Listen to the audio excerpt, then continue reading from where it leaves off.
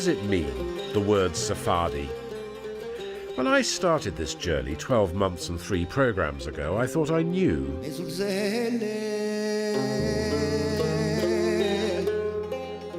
Sepharad was the ancient Hebrew word for Spain, and Sephardis were the Jews expelled from Spain by the Inquisition in 1492. But in Jerusalem, at the end of Passover 2006, I'm not so sure. We've been in Thessaloniki and Istanbul and Izmir, and at every junction, the sounds and tastes of Sepharad have subtly transformed. But whatever they call themselves, Sephardi celebrations today are a world away from their dignified Andalusian origins.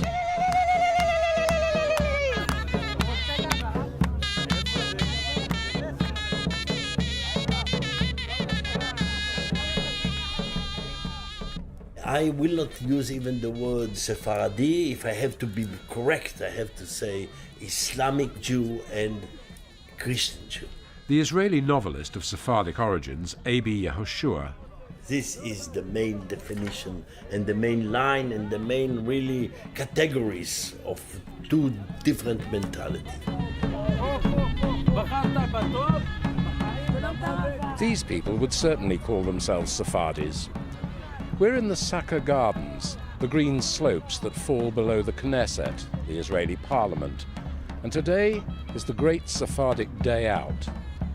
It's called the Mimuna.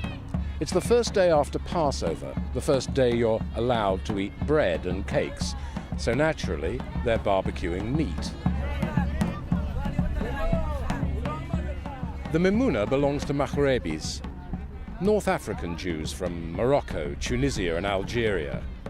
You can see embroidered headscarves and long flowing skirts and the occasional hubble-bubble. And although there's a tenuous link with the Sephardim who were expelled from Spain 500 years ago, these people are really something else. When Israelis today use the word Sephardi, what they mean is Oriental. Today it has come to diversify, and you can be Ethiopian, you can be Moroccan, you can be Iraqi. Social historian Raphael Israeli is of Moroccan origin. Still today, Jews of Spain and of Italy and some of Holland, the Balkans, they still speak Ladino, and all the rest don't. To learn how the grave culture of Spanish Sepharad bubbled up into a Levantine stew, we must travel back in time and space.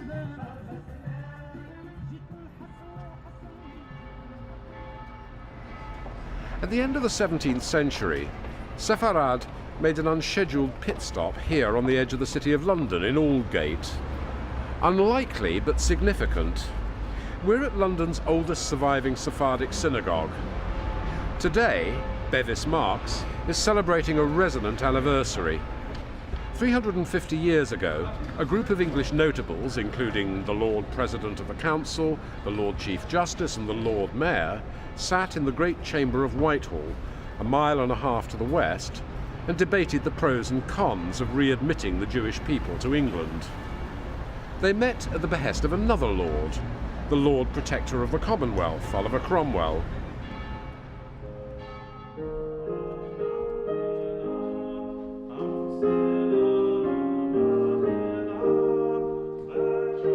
The congregation in Bevis Marks would probably name another prime mover, a charismatic Dutch rabbi of Portuguese origin. His name was Manasseh ben Yisrael, and he arrived in London with a petition for Cromwell from the Portuguese Jews of Amsterdam. They were seeking a reversal of the Edict of Expulsion issued by Edward II, which had kept practicing Jews out of England for 400 years. Rabbi ben Yisrael was a shrewd diplomat. He set aside appeals to tolerance and justice. As this was England, the fastest growing economic power in Europe, he appealed to naked self-interest.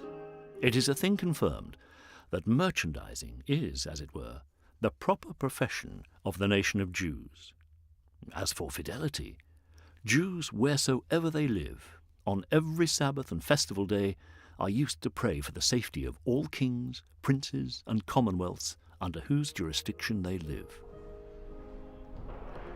Looking round this handsome synagogue, with its gold chandeliers, rich velvet hangings and gleaming mahogany pews, as the chazan, the cantor Adam Musikant, rehearses for this evening's celebration, you might think that the alliance of millenarian fervour and pragmatic capitalism delivered a walkover for Manasseh.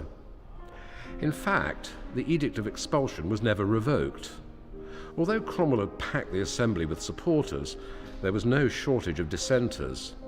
Livery companies worried about competition from the immigrants, prosperous gentry anxious that indigent Levantine Jews would lower the tone of the city, and straight up and down anti-Semites. No surprise, therefore, that the conference disintegrated into a disorderly shouting match, and Cromwell dissolved the assembly. But the diarist John Evelyn wrote 3 days later, "Now were the Jews admitted." As a matter of fact, it took another 35 years for the community to establish a grand synagogue at Bevis Marks. In the interim, they bivouacked round the corner in a private dwelling. The house itself has long gone, but another, even more celebrated diarist than Evelyn has left us a record. After dinner, my wife and I to the Jewish synagogue. Their service all in a singing way and in Hebrew. But Lord, to see the disorder, laughing, sporting, and no attention but confusion in all their service, more like brutes than people knowing the true God, would make a man forswear ever seeing them more. Poor Samuel Pepys. No one explained to him that he'd chosen the one day in the Jewish calendar, Simchat Torah, the rejoicing of the law, when the congregation celebrates the beginning of the liturgical year by reading the last and first chapters of the Pentateuch and then dancing round the synagogue holding aloft the scrolls of the law. And by 1663 they had even more to celebrate. After 400 years in the wilderness, London's Sephardim had a home from home.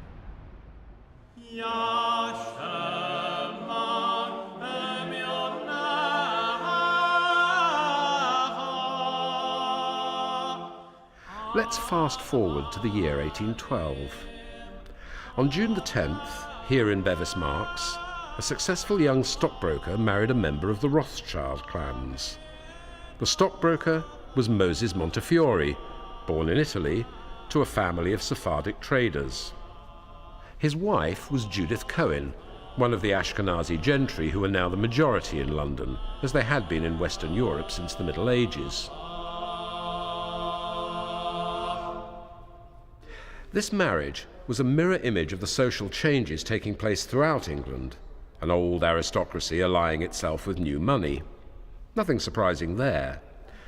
But in Bevis Marks on the 10th of June, a remarkable enterprise was launched. Not a commercial undertaking, but a spiritual one. Moses and Judith formed a partnership which changed the fortunes of Europe's Sephardim and brought their dream of a return to Jerusalem a little closer.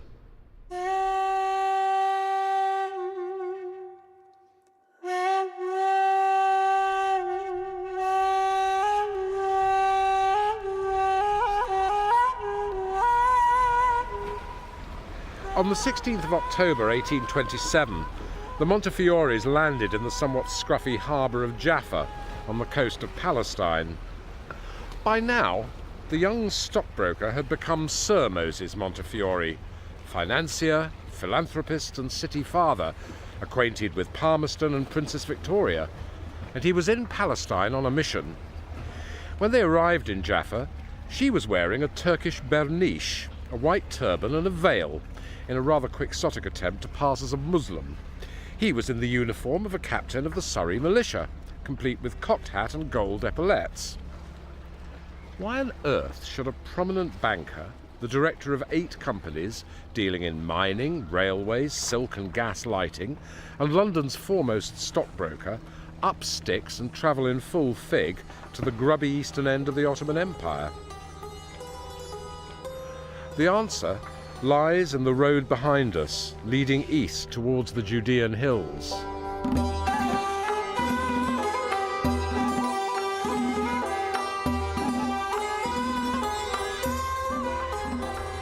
From Emperor Titus's sack of Jerusalem to the Yom Kippur War, The road behind me has seen more savagery, bloodshed and pillage than almost any other highway on the planet. But when it was a province of the Ottoman Empire, between the capture of Jerusalem by Suleiman the Magnificent and the arrival of British troops in 1917, Ottoman Palestine was reasonably peaceful, mercifully neglected and only marginally corrupt. There was a price to pay, of course. In the last 200 years of Ottoman rule, Jews, Bedouins and Arabs lived in grinding poverty. And it was this that brought Moses Montefiore to Jerusalem.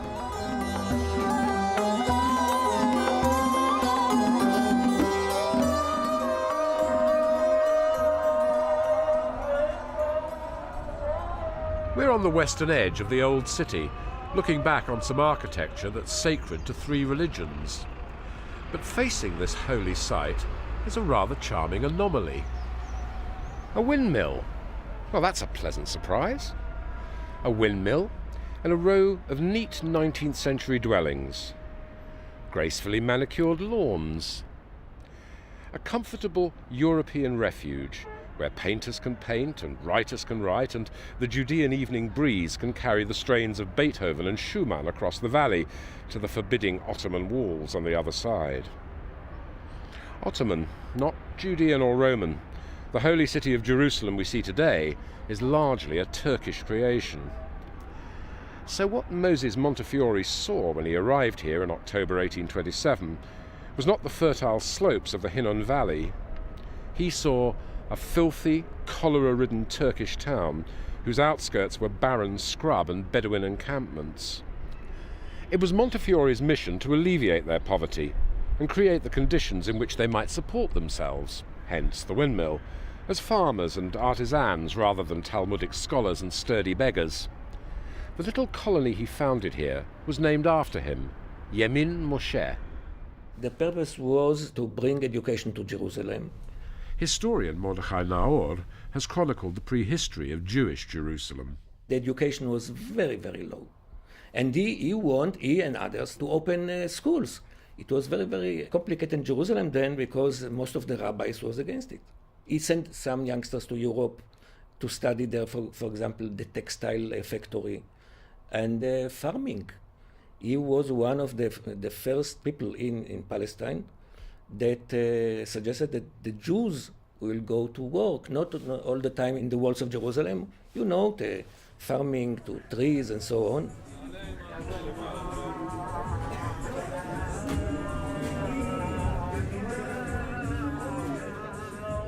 He didn't start on the slopes of the Hinnon Valley, of course. He began in the teeming slums of the old city's Jewish quarters. They're very different today, rebuilt after 1967, clean and neat and patrolled 24/7 by the most diligent security forces in the Levant. The Jerusalem which Montefiore witnessed in 1827 would have seemed a lot more like the heaving, multicolored marketplace just inside the Damascus Gate, with its sweet vendors and beggars and donkeys and mass unemployment. The Sephardic Jews who lived here were a world away from the sophisticated courtiers of the Sublime Porte in Constantinople, or the enterprising traders of Smyrna and Salonika. They were barely educated, semi-literate, and most of their heritage had been washed away in the economic collapse of the Ottoman Empire in the 18th century. The texture of their life is reconstructed in the old Yishuv Court Museum, here at the junction of the Armenian and Jewish quarters of the old city. It's made up of two interconnecting spaces, which were once synagogues dating back to the 16th century. The adjoining building has been restored as a domestic prayer house, with a tiny ark and gallery. It's supposed to occupy the site of an earlier place of worship and study, where the celebrated Rabbi Luria developed the mystical science of Kabbalah. Superstition and poverty were exactly what the philanthropic rationalist Montefiore was trying to replace. He made 7 visits to the city in all, and he developed Yemin Moshe into the first Jewish settlement outside the grimy warrens of the old city. The slopes of the valley were cultivated, and in doing so, the seeds of a new kind of life was sown, Not Zionism, you understand, not yet. A few seeds had been scattered, but they had to wait for the Ashkenazi Jews of Germany, Poland and Russia to take root. The next room in the museum is given over to a special exhibition tracing the history of one of Old Jerusalem's most influential families, the Ginios. Professor Alisa Miyuchas-Ginio is a historian and a Ladino scholar, and the story of her family is the story of the return of Sepharad to Jerusalem. We entered the old city through Jaffa Gate, and we're standing in front of the Petra Hotel. Now it is a 2-story building, and below you have stores. 1, 2, 3, the 4th store from where we are used to be the wine store owned by the Ginio family. They kept this store until 1938, and during the riots in those days a bomb was thrown into the store and they had to leave. This is Yoel Salomon, where the Ginio family set up home. This little street, a couple of 100 meters from the Jaffa Gate of the old city, has an air of modest prosperity. Its tidy 2-storied stone houses, with their wooden upper levels and wrought iron balconies, evoke memories of the Galata and Balat districts of Istanbul, where Sephardic traders and artisans established themselves during the less troubled years of the Turkish Empire. This neighborhood, which is called Nahalat Shiva, the patrimony of 7, was established in the year 1869. Now, this street is actually next to Jaffa Road, which is over there, the main road leading from Old Jerusalem to Jaffa, that is to the coast. And it was a safe neighborhood. The model of Nahalat Shiva was replicated throughout the western suburbs.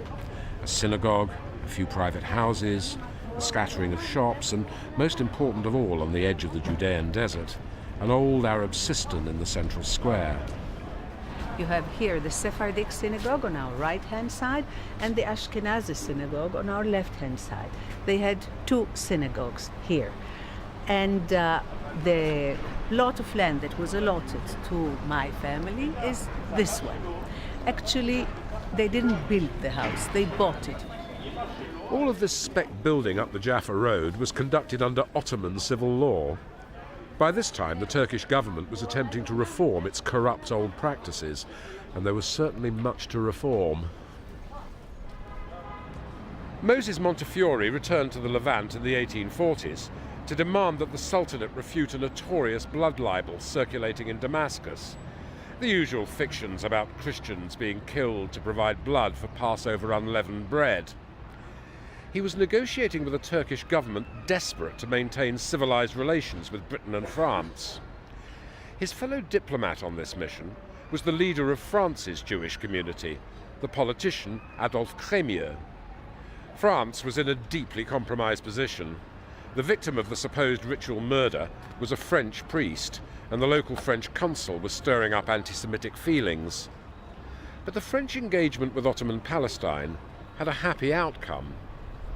The Alliance Israélite Universelle was established in Paris in 1860, and it had as its aim the promotion of Oriental Jews and their introduction into Western civilization. The means with which they wanted to achieve this goal would be teaching the French language and the French culture. And they did very well. This had unexpected consequences.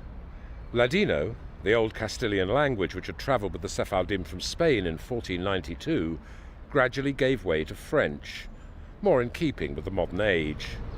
The contribution of the Alliance to the modernization and westernization of life of the Sephardic community, it was a crucial factor, but it had a price to pay.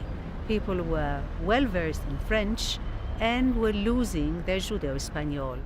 Now, of course, I do feel that it was a very, very precious old culture. It is a very sad thing that it is lost. The celebrated food writer and historian Claudia Roden grew up in an equivalently Francophile atmosphere in Egypt. The people in the communities were desperately wishing to help. They felt that French culture meant Europeanization, modernization, and the future. And they felt it was one way of lifting themselves out of a backwardness. And so they were eager to learn French. We're now in Ohel Moshe, the Tent of Moses, the district off the Jaffa Road, which was the centre of pre-war Sephardic Jerusalem. That's World War II, by the way. This district has seen 4 further wars and 2 intifadas since Elisa's family moved down the road to prosperous Rehavia, Jerusalem's equivalent of Hampstead. It has changed a lot. Until the early 50s, people in the marketplace would be speaking Judeo-Espanol among themselves. Not anymore. These people have usually moved out to better residential areas, and newcomers came into this neighborhood. You have here Russians. I saw Ethiopians every now and then. And you have here yuppies, American yuppies, that restore the old houses and make them suitable for their purposes. But you will not hear Judeo-Espanol in the streets, not anymore. Ohel Moshe and Mishkanot Shananim, the 2 districts founded by Moses Montefiore. One of them was the first Jewish settlement outside the old city, and the other became the core of the Sephardic suburbs. Montefiore was on a devout mission to improve the lives of Palestine's underdeveloped Jewry, while the Alliance was trying to drag them into the liberal 19th century. Sound, charitable intentions. But something else is going on here between Agrippus and the Jaffa Road. Take these 2-story dwellings. They seem innocent enough. There are photographic plaques on the wall, family groups in stuffy late Victorian dress with the names of Sephardic families who founded the district courtesy of Montefiore, Pinto and Sassoon and so forth. Montefiore and Crémieux would see them as philanthropic social improvement. But later generations coined another word for such ribbon development. These are the first facts on the ground. The old Sephardi aristocracy knew very well how to deal with Arabs. They came from the same, if you want, Ottoman tradition of pre-nationalism, and that is something that is totally lost. The political commentator Meron Benvenisti, whose family originated in Salonika, is only too aware of the transformation in relations with the Arab population after the old Sephardim was supplanted by their Ashkenazi cousins. That could not fit into the nationalism of the 20s and the 30s, and the way that Ashkenazi Jews understand Zionism, understood the need for a Jewish state, and how they should separate themselves from the Arabs and so on.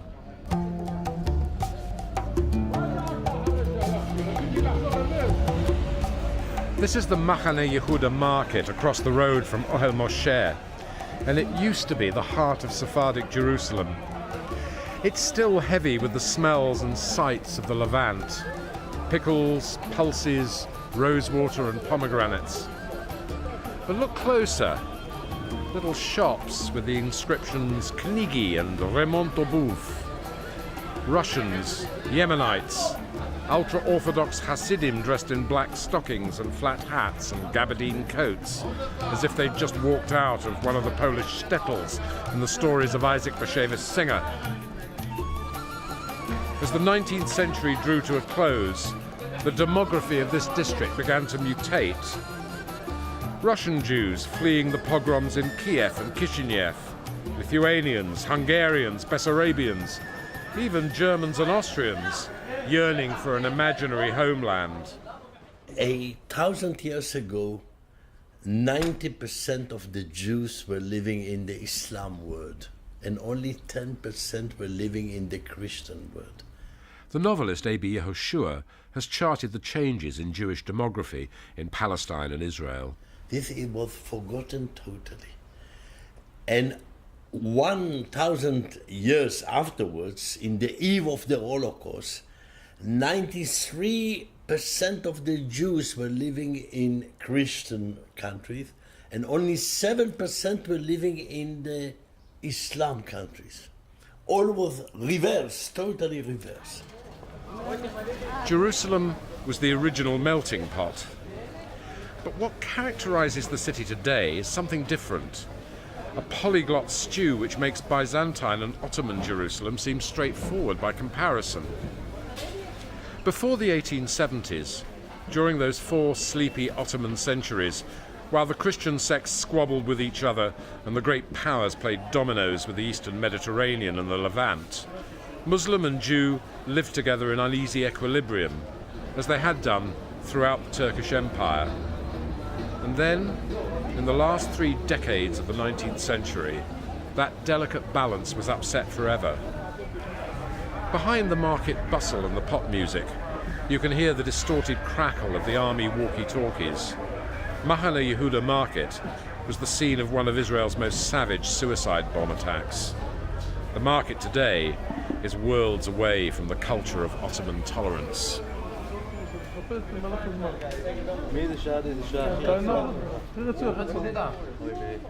Here in Mea Shearim, Ashkenazi Jews created a district which is one enormous seminary, 17th century Polish style. You can still hear Yiddish sprinkled in with the Hebrew.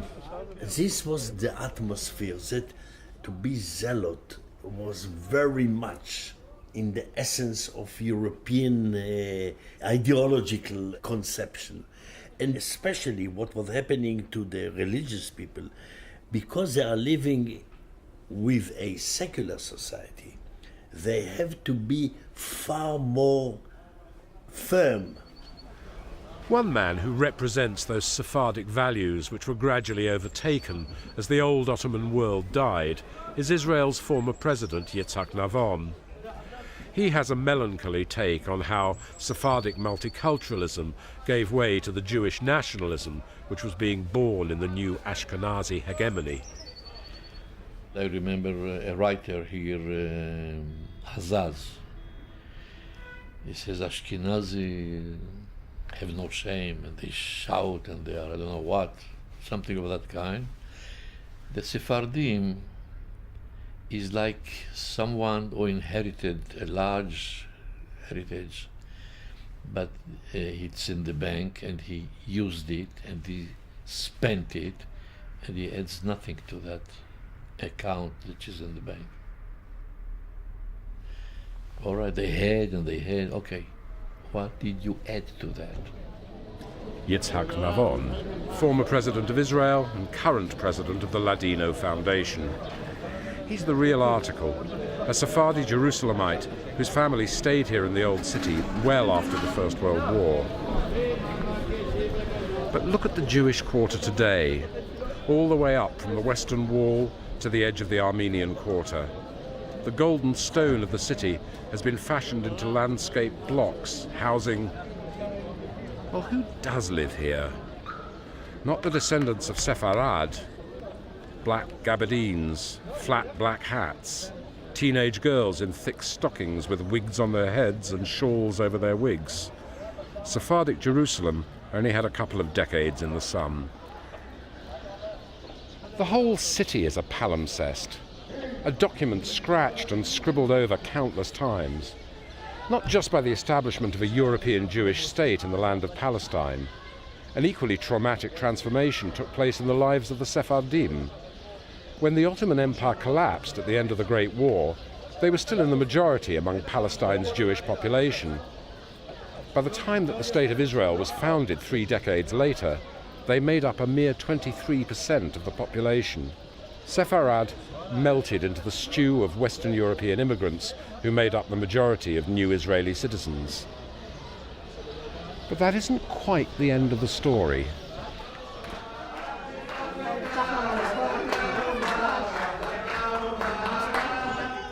We're back by the Montefiore windmill with its comfortable artists' quarters and recital rooms. There's a Moroccan bar mitzvah in the local synagogue, North African father and Kurdish mother. The service is sung with the fluid decoration and energetic ululating that characterizes the Moroccan variety of Sepharad. Now, if you ask someone who was born in Salonika or Izmir or Sarajevo, they would say the people who crowd to the Mamuna every spring aren't Sephardim at all. They're Maghrebis and they have nothing to do with Spain. Because after 1956, in the wake of the second of Israel's wars, the country's whole social fabric was turned upside down. The whole country was very poor. It had very little to spend on absorption. Professor Raphael Israeli. But that was the grand design of the country. That was the raison d'etre of the country. And therefore, with the little means it had, it spent. One has to realize also that these families who came from Islamic lands, and I'm one of them, 10 children in the family.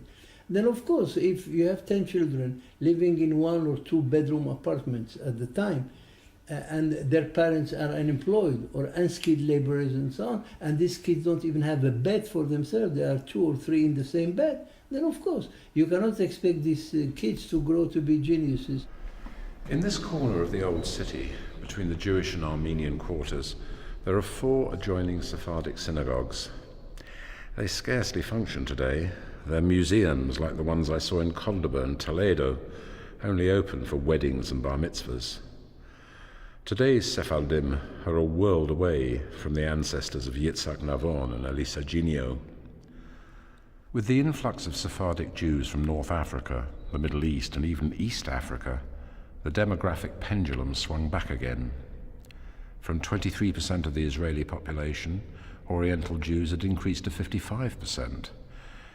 From the foundation of the state to the Six-Day War, many of Israel's Oriental Jews provided a lumpen proletariat, second-class citizens, who often did the dirty work in the Promised Land.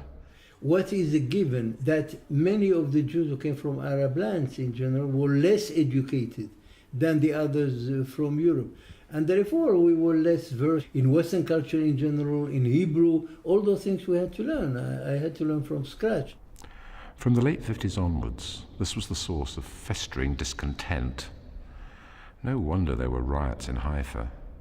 No wonder the Israeli right built a power base among the disaffected Orientals, resentful of the hegemony of the European socialists who'd governed the nation since its inception.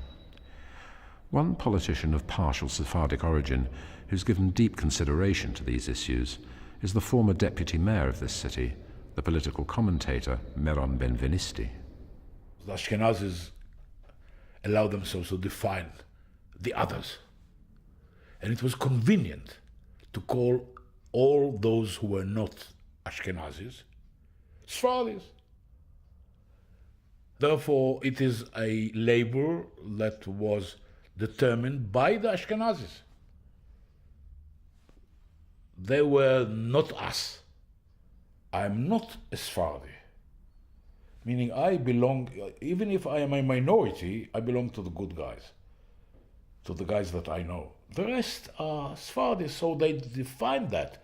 And the Sephardi Jews later on adopted it.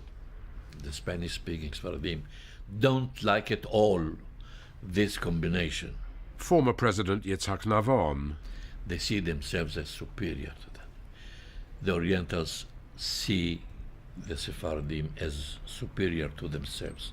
They would like to join them. They would like to be considered like Sephardim. I think it's a process that will change. First of all, the intermarriage between communities is such that I think in 30, 40 years' time, you will not hear anymore this distinction. I remember being in East Jerusalem during the First Intifada. There was a general strike amongst the Palestinian population, and the old city was a ghost town. Shops and cafes dematerialized. Every alleyway was guarded by a uniformed adolescent with an Uzi.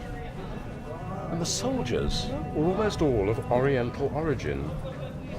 So much for the symbiosis of Sepharad, the mirror in which Islam and Judaism stared at each other's reflection. Please understand, I'm not trivializing the most terrible conflict of our times. But here, at the Damascus Gate, surrounded by Palestinian traders, enclosed by a Turkish wall, governed by a Jewish state, promulgated by a British administration, I keep returning in my thoughts to that precarious symbiosis and wondering whether it was all an illusion, I always think about that phenomenon of this vibrant society, this explosion of talents and of culture and of music and everything. And literally 300 yards from this place here, you have a different world of Palestinians and clash and a war and so on and so forth.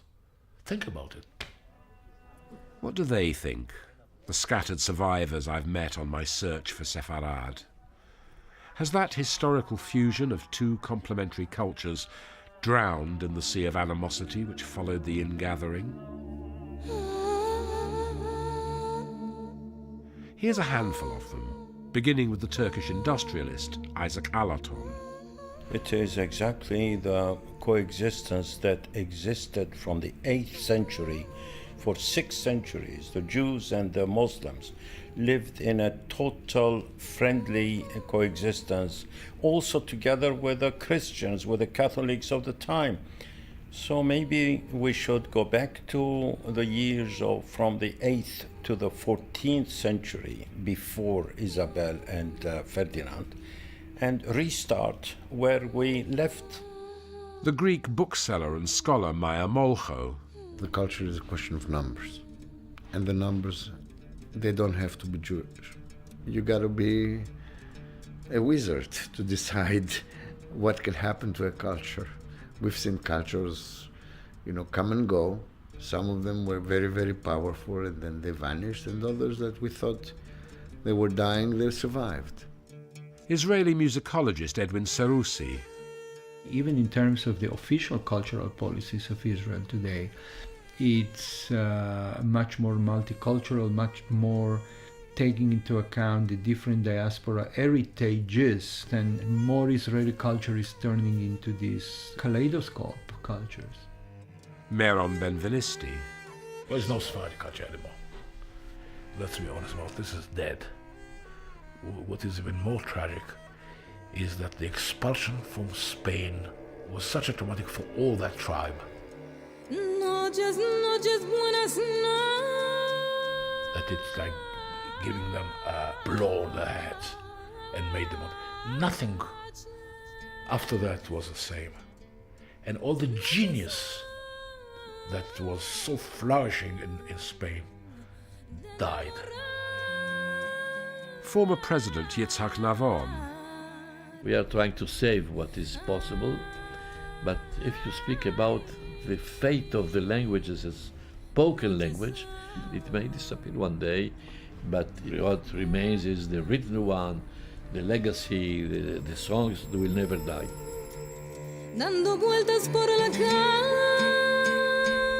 This I promise you.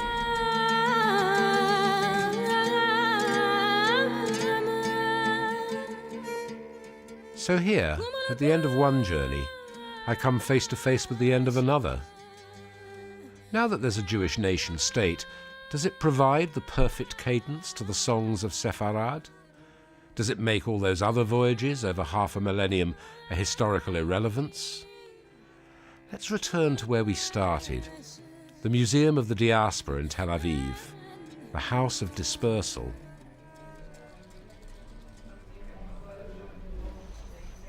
Something's changed. I definitely recall on my first visit here 20 years ago that it was simply called the Museum of the Diaspora. And now that's been relegated to a subtitle. It's the Museum of the Jewish People. Do I need to spell out the distinction between the experience of dispersal and the irresistible fact on the ground, which is the state of Israel? Or perhaps my memory's at fault, clouded by so many rich and resonant impressions across the enclosing sea. Children's games in Istanbul, songs in Spain, and prayers in Smyrna, and everywhere the gleaming architecture of the Islamic world, which sheltered Sepharad for so many centuries. And there's certainly plenty here in the museum to prompt me. The ravishing wall of the Transito Synagogue in Toledo, and the heaving port of Salonika, and the journeys of the enterprising Benjamin of Tudela across the known world. But we never finished our tour of the museum. Must get our money's worth. Here, in the penultimate room, are a series of dark glass cases carrying barely visible tableaus. Etched below them are a list of little stories from the final years of the diaspora. Each story concludes with a decision and a pair of buttons. When I press one of the buttons, a scene will light up and tell me whether I made the right decision. Okay, here's my great-great-uncle's homeland of Tsarist Russia. He was a political activist, so he would have been familiar with the particular choice between radicalism and Zionism. Let's press the radical button. Oh, there's a Rosa Luxemburg look-alike haranguing a crowd with a glowing red sky behind her. Now we'll get the remainder of the history. She becomes a Bolshevik functionary, and she dies in Stalin's purges of the 1930s. Of course, I should have chosen Zionism. Then I would have ended up as a professor of sociology at Mount Scopus University. Oh well, I suppose there's still time. What does it say here? A Jew who rejects the road of return ends up isolated and persecuted. And there's a final quotation in this museum without artifacts. It's from Rabbi Nachma of Brastsov. Wherever I go, I am going to Eretz Yisrael. May I have your attention, please? British Airways passengers on flight number 164 to London, boarding at exit gate C7. But I'm not. I'm going back to the diaspora, or at any rate my bit of it, in comfortable multicultural North London. Ashkenazis are in the Jewish majority there, just as they were in Israel after the War of Independence. But what the Sephardim lack in numbers, they make up in distinction. You can't blame me for envying them. I would say this heritage can be kept only through the Mediterranean conception. This is what I feel, that if you want to revive, if you want to take some segment of it and put it in our living identity, this identity can nourish or can be a booster for this Mediterranean identity. And I'll tell you something. When I listen to those songs from Salonika, or reach for the rose water and the couscous in my kitchen, or read the perfumed verses of Ibn Shaprut, or the grave conclusions of Moses Maimonides, what I experience has everything to do with dispersal and nothing to do with ingathering. If there's a secret in Sepharad, it's the secret of how to live in a world where so many of us are displaced. There's an old Arab proverb, much quoted by the Jews of Spain. In mobility, there is blessing. As we sit here, watching the departures and arrivals, Russians, Yemenites, Ethiopians, all the citizens of the migrant, polyglot 21st century, we do well to remember it. Travel in peace.